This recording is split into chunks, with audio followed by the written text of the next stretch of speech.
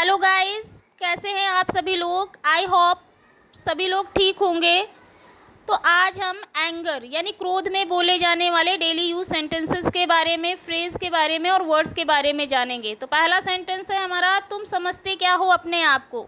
इसको इंग्लिश में कैसे बोलेंगे? Who do you think you are. Who do you think you are. जब हमारी किसी से लड़ाई हो जाती है तब हम उसको बोलते हैं ना, तो इसको बोलते हैं who do you think you are. दूसरा सेंटेंस है हमारा,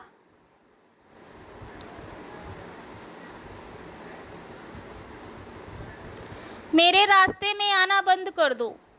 मेरे रास्ते में आना बंद कर दो। इसको कैसे बोलेंगे? Stop getting in my way. Stop getting in my way. जब हमें कोई टोका टाकी करता है हर बात पर तो हम उसको बोलते हैं ना, उसको कैसे बोलेंगे? स्टॉप गेटिंग इन माई वे। हमारा तीसरा सेंटेंस है, मेरा तुमसे कोई लेना देना नहीं है। इसको इंग्लिश में कैसे ट्रांसलेट करेंगे? I have nothing to do with you. I have nothing to do with you. मेरा उससे कोई लेना देना नहीं है। I have nothing to do with him. I have nothing to do with him. अगला सेंटेंस है, तुम इतना लापरवाह कैसे हो सकते हो। इसको कैसे इंग्लिश में ट्रांसलेट करेंगे? How could you be so careless. How could you be so careless. जब हम किसी को कोई गिफ्ट देते हैं या कोई महंगा उपहार, मोबाइल वगैरह देते हैं और वो उसे यूं ही फेंक देता है, तब हम बोलते हैं how could you be so careless.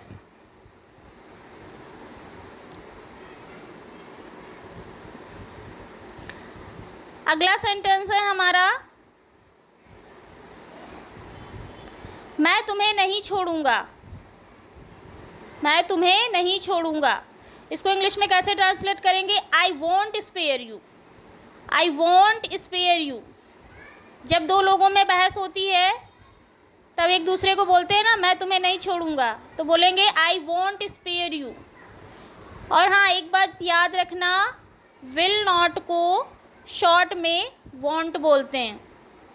Okay. अगला सेंटेंस है, मैं तुम्हें जान से मार दूंगा। I will kill you. I will kill you. जब दो लोगों में ज़्यादा बहस हो जाती है, लड़ाई झगड़ा हो जाता है, तब बोलते हैं ना आई विल किल यू। अगला सेंटेंस है हमारा, मैं तुम्हें थप्पड़ मार दूंगा। इसको इंग्लिश में कैसे बोलेंगे? I will slap you. I will slap you. मैं तुम्हें जूता फेंक के मारूंगा। इसको इंग्लिश में कैसे बोलेंगे? I will throw my shoe at you. I will throw my shoe at you.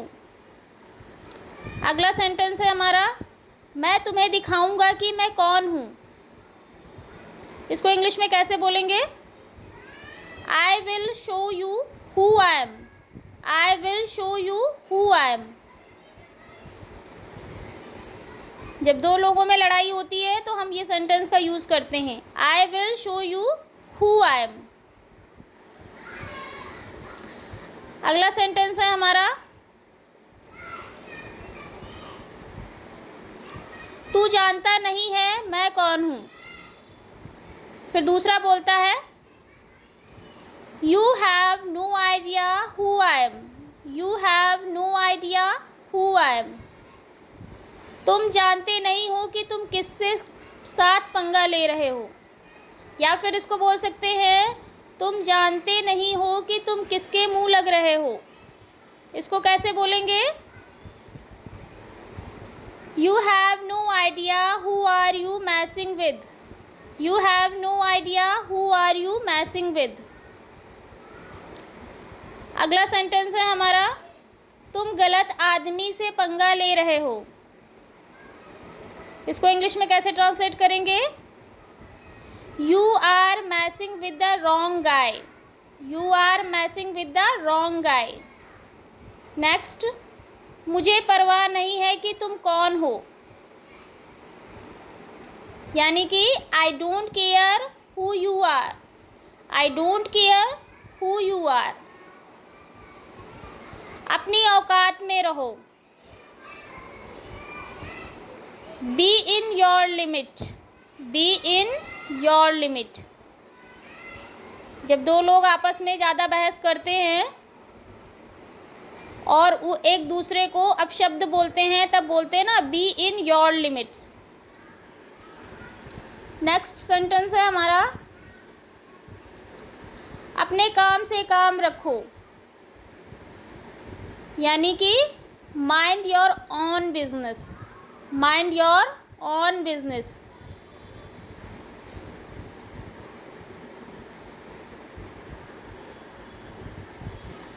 Next sentence है हमारा,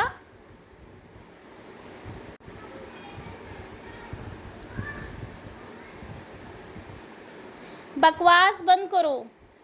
इसको इंग्लिश में कैसे ट्रांसलेट करेंगे? स्टॉप नॉनसेंस या फिर स्टॉप टॉकिंग नॉनसेंस। नेक्स्ट है, ये क्या बकवास है? What is this nonsense, what is this nonsense. या फिर तुम क्या बकवास कर रहे हो, यानी कि what nonsense are you talking, what nonsense are you talking. Next है, तुम जो करना चाहते हो करो। इसको इंग्लिश में कैसे बोलेंगे?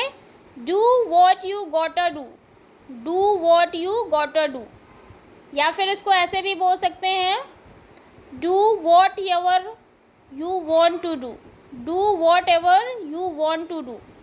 जब दो लोग आपस में बहस करते हैं तब हम इस शब्द को बोलते हैं तुम जो करना चाहते हो करो, तो इसको बोलते हैं do what you gotta do या फिर do whatever you want to do.